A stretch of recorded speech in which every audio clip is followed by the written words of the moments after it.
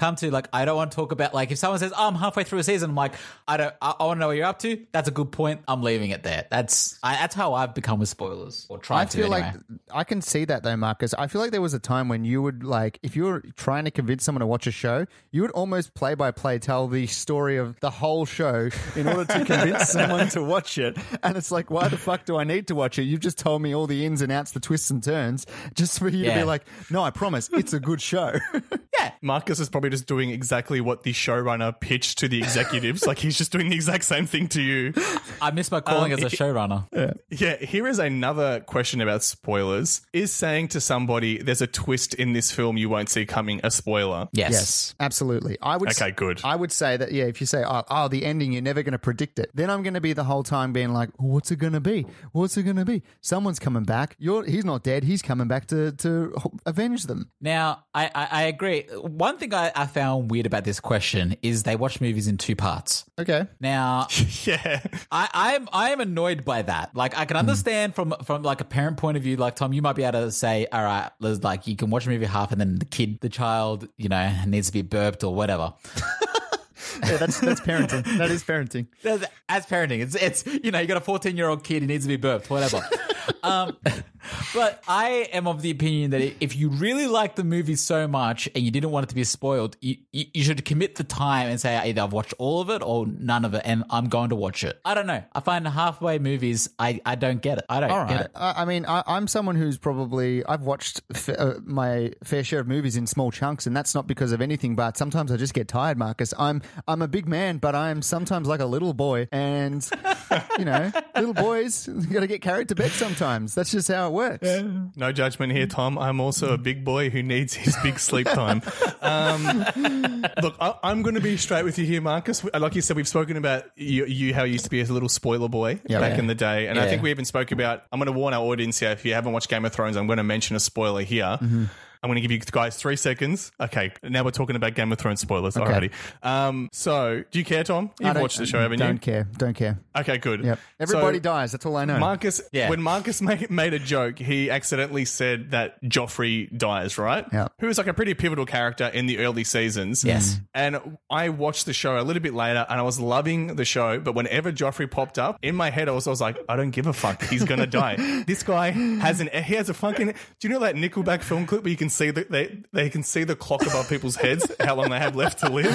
I felt like that whenever I saw Joffrey. I'm like, but you didn't this know guy's when number is up. I didn't tell you when he was going to go either. But that's just the thing. knew he was gonna go. It kind of ruined scenes for me, because in every scene he's in, I was like over analyzing it, being like, oh, maybe that bread's poisoned, or maybe this, maybe a sword's going to fall on his head. I was looking at everything thinking, is this the moment? Yeah, look, I apologize. Again, it was a joke that revealed too much because I didn't realize it was that. However, I'm also of the opinion that I don't get that wrapped up in spoilers. Like, I'm watching like whatever shows I'm watching now, and if someone spoiled it for me, I don't really care that much. I don't get that offended by it. I'm like, oh, all right, cool, whatever. That's me. I understand. Yeah. I will say that, like, I care more. I care about a TV show because of, like I said, the time commitment. If I knew the entire plot for a movie, I don't think I'd really be fussed if someone told me, like, oh yeah, cool, that's what happens. Oh, cool. I'd love to see how it unfolds then. Like, I feel like it's less because I'm like, it's 90 minutes to 2 hours, 2.5 hours. I'm not going to be so disappointed, because generally, if you're paying for Netflix, you're not paying for a movie. It's not like you've gone out and you've gone, oh, that's a waste of money then. It's just the time. If you're going to the cinema and it was spoiled, it's a bit of a different story. But the TV show is a lot of time, which equals money in my eyes. Yeah, I think that's spot on. I think where the guy's friend went wrong in this situation is that he said, don't spoil it for me, and then he spoiled it. It's essentially like saying to somebody, it's like saying, don't slap me in the face, and then they slap you in the face, and you get angry, and they're like, why are you angry for? It's like, well, because I told you not to slap me in the face. Wait, don't shoot. Bang, you got me with the spoiler. Yeah, exactly. I'm bleeding spoils. I have... he shot him with the spoil gun. I have a relative who actually, when they're watching a movie, when they enjoy enjoy a movie as well. They're like, wow, this is getting really good. I want to see how it ends. And will look up plot of the movie while they're watching it in order to know how it ends. Because they don't like dealing with the uncertainty of like, oh my God, this is such a tense situation. What's all going to happen? I can't wait. And they'll just Google it. They'll just look up the plot and then they'll just watch it and go, all right, cool. Yeah, cool. He dies. That's frustrating, but it doesn't affect me. Like, it's one of those ones. Do you know it? Yeah, it doesn't get me. In this situation, Tom, do you know if they've ever read the ending of a film halfway through, not liked how it ended, and being like, well, I don't need to watch this anymore, click, and just turn it off? I think she might have done that, actually. That sounds like something that she would do. Like, it's just like, you know what? I like where this is going, but it took a 180 and I'm not interested. I'm going to switch it off now. Well, I will say, I respect the hand, Marcus. Respect. My hand came up too. My hand came. The problem is you're sitting outside of the frame, so we cannot Marcus, see anything. I haven't seen you for like 8 weeks, even on camera.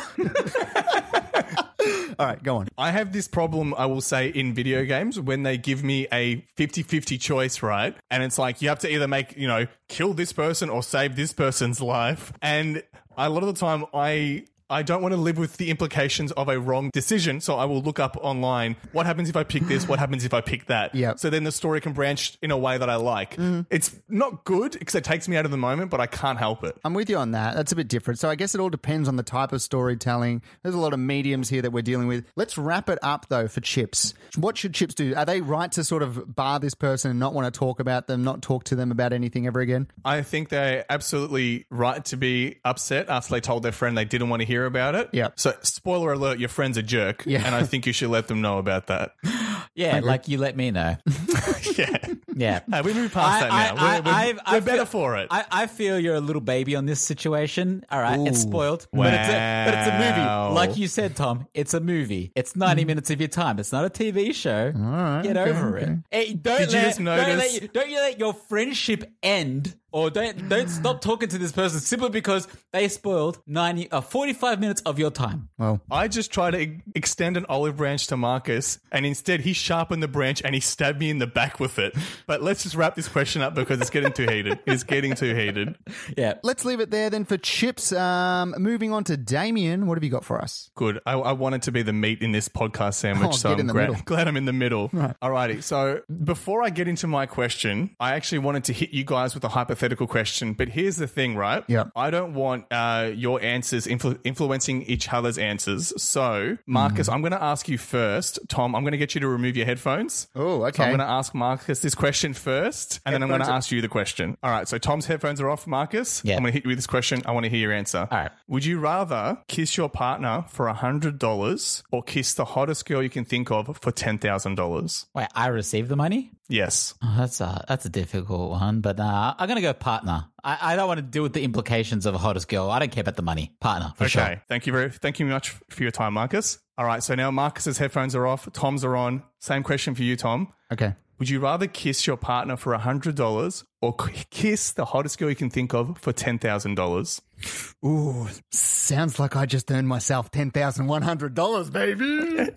Oh, so you were saying that your wife is the hottest girl you can think of, Tom? Very good answer. Very good answer. Thank you. All right. So Marcus has re-entered the headphone zone. Okay. He's back in. Hello. Okay. Alrighty. So now that you guys have both answered the question, let's get into my actual question, and then we can discuss my results from the experiment. All right. Okay, cool. So this is going to come from Soft Drink, my vice. Yeah. Oh, yeah. Fair. Alrighty. So Soft Drink writes Soft in. drink. Oh, yes. I think I was set up to fail. What do you think? Today is my 24th birthday. I just got done with work and was watching TV when my girlfriend of 4 years came in to tell me she made my favorite kind of pie. She then asked me if I would rather kiss her for $100 or kiss the hottest girl I know for $10,000. Not thinking much about it, I said I would kiss her for $100. Okay. She got upset that I didn't say she was the hottest girl I knew. She stormed off to our room and won't talk to me. To me, it seems like a trick question, and I don't get why she is so mad. Do I owe her an apology?